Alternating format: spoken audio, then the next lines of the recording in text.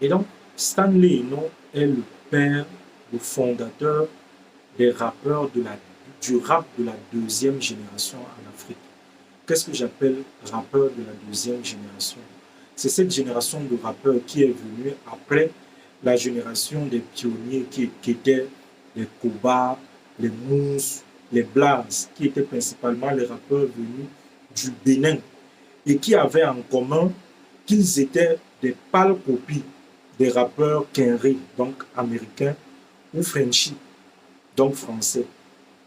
Stanley apporte la nouveauté, en ce sens que même s'il n'est pas celui qui a compris qu'on peut, à la vérité, s'approprier les codes musicaux venus des États-Unis, il est tropicalisé.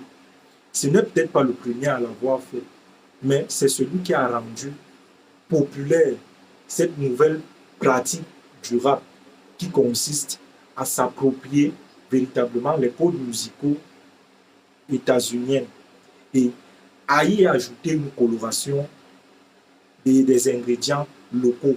Quand vous regardez par exemple le clip d'un titre comme Un père qui est forcément sa chanson jusqu'à présent la plus célèbre, le vidéogramme vous rappelle les clips américains.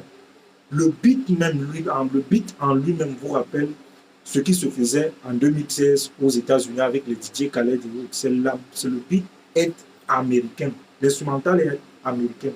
Sauf que la coloration locale vient d'où?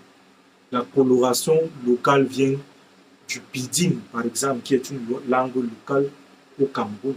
Les expressions que Stanley Eno va utiliser sont des expressions locales camerounaises qui le rapprochent donc davantage du grand